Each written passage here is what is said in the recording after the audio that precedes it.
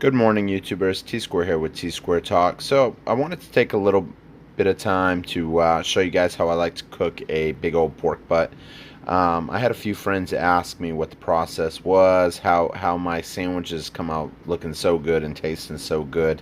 Um, I happen to get a few pork butts because they are on sale right now. They are running $1 a pound where I'm at. And all I do is I'll end up pulling out the whole pork butt. And as you can see under here, it is under there. I'll end up putting it on, I'll put it on high for the first couple hours. And then I'll actually drop it down to low. You can add a little bit of water or beef stock in there.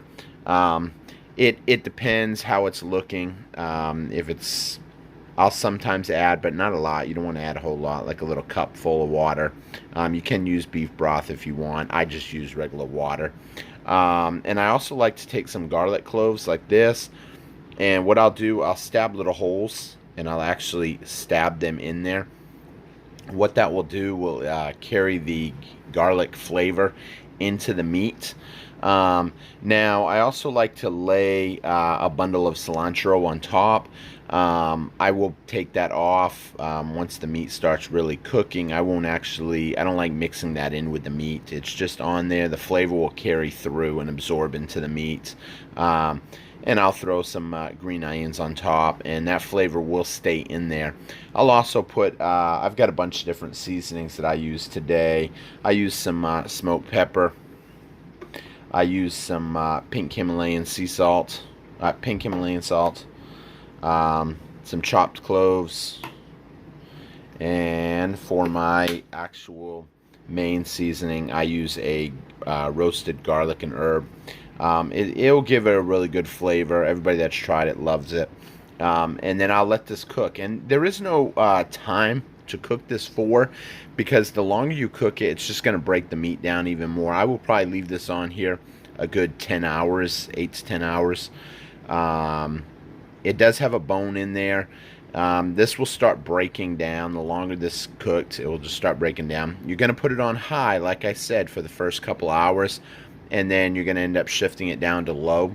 And that's where the term low and slow comes in. You're basically just using low heat for a long period of time.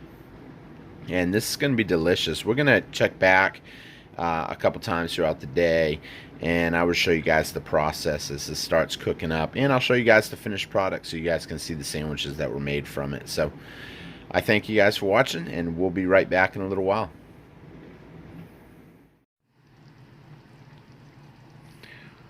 Okay, so actually I didn't get to put it on low. It's been on high, so it finished cooking a little bit earlier. Basically it's been on high for 7 hours, but it does look delicious. Now, right now, what you see is all the herbs and stuff that were sitting on top of it. I'm going to toss all them. I'm not going to use them for anything. A lot of the flavor now is inside the meat. It's in the juice. I'm going to go ahead and I'm going to pull this out, and then we're going to start breaking it down and take a look at it.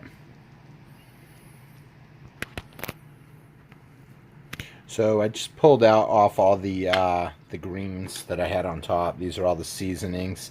You can kind of see right there. And some of it's still going to be in there, but that's all right. By the time you mix it up. The thing I want to show you guys, though, is the way... Look at this bone. I'm going to take out the bone now. Look at how easy this just breaks. This is just a spoon.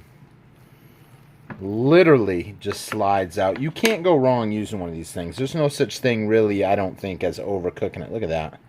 That bone just came right out. That meat is easily to break down. I'm going to break down some of this meat. I'm going to do up some pulled pork sandwiches. I might even have a little bit with a baked potato, just the way it is. So I will show you guys that once I get it plated up.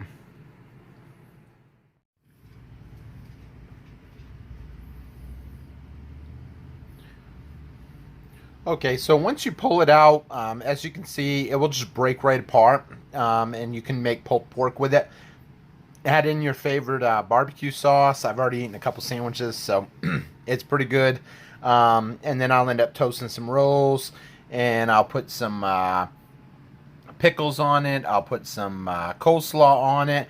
You can put whatever you like. Some people just put barbecue sauce. Some people put mayonnaise.